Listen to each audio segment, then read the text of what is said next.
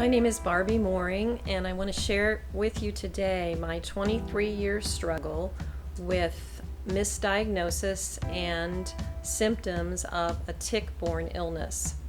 In 1990, after the birth of my third child, I began to have some symptoms that were extreme and unusual for me. The biggest symptom was a pain in my muscles and joints, and it would migrate to different sections of my body. Interrupted sleep was huge, mostly because of the pain. I would have to roll over every hour. We called it rotisserie sleeping because the pain would wake me up and then I would have to reposition myself. I had digestive and urinary tract difficulties. I had tingling in my limbs, lack of feeling. I had a lot of fuzzy thinking. It was difficult for me to put sentences and thoughts together, and especially to remember things. A lot of skin sensitivity, just touching my skin was very painful. Itching went along with that, and some really severe headaches and continual headaches. So I received a lot of diagnoses for these various symptoms because they affected a lot of different body systems.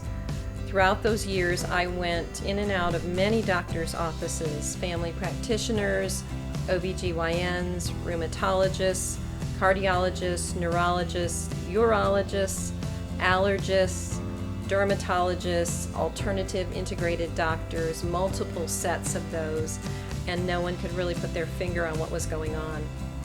I tried massage therapy. I tried a lot of different exercise and supplement programs. Some of the supplements were pretty expensive.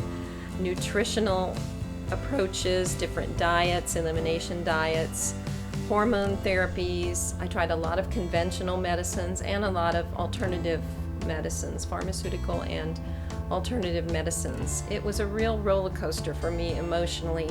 Each time I would think, okay, this is going to be the thing that makes me feel better. And then it wouldn't, and it would be very discouraging. I gave up several times, and it didn't help the fact that my symptoms would come and go and vary at different times. In January of 2013, I contracted some kind of a flu virus kind of thing, and what happened was that my symptoms came back with a vengeance at that point. They were very extreme and debilitating. I got to the point where I was so weak physically, I couldn't get into the car without picking up my legs and putting them in. I couldn't go up and down stairs. I was more or less just dragging my body around. Didn't have enough mental capacity to do my teaching job. I had to step back from teaching. I wasn't able to do the bookkeeping for my husband's businesses. I was very tired. I could barely do my housework or grocery shopping. I just couldn't function well. I would just curl up at night in bed, fatigued and just spent. About 6 months later, and of course I went to all the doctors and couldn't find any diagnoses. The diagnoses were always what they call a diagnosis of exclusion. We don't know what else is wrong with you, and so we put this label on it.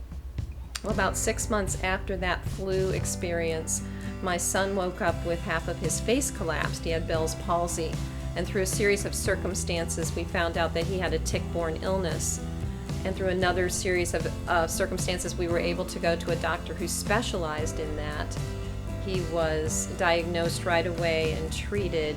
But in the process of that, I found out or realized that that's what I had. So I then was able to be diagnosed with a tick-borne illness, 2 of them.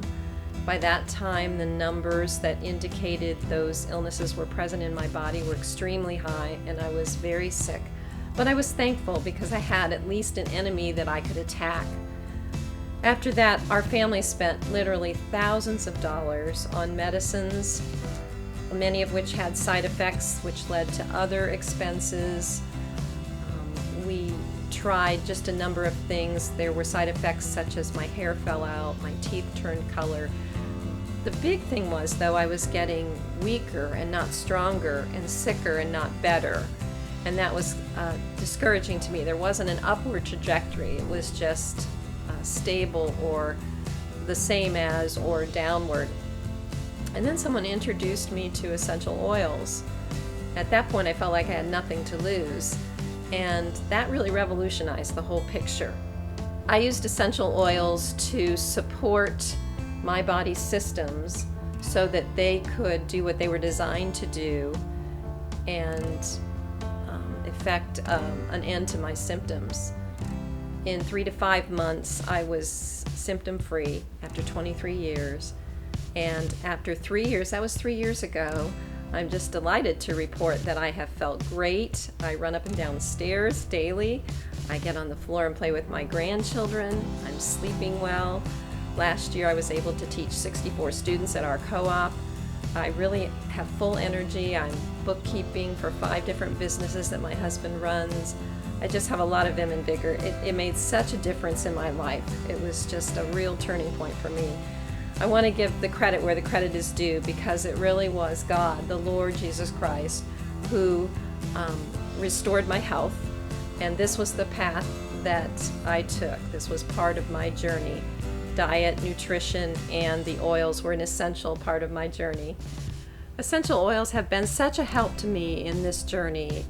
I just want to encourage those of you who are dealing with illnesses that are long and drawn out, whether they're tick-borne illnesses or others, to keep pressing on, to keep looking for alternatives, to keep trying to find the path to good health. And for those of you who have family and friends who are traveling these journeys, I really want to advocate hug therapy. Put your arm around them, give them a hug, let them know you're so sorry that they are dealing with this, that you want to help. That just goes a long, long way. If I can be of any help to you in this process, I have learned a lot about these diseases in the last 3 years. I would be very glad to share information that I've learned and help in any way I can. So I thank you so much for listening. I hope that essential oils can be part of your journey.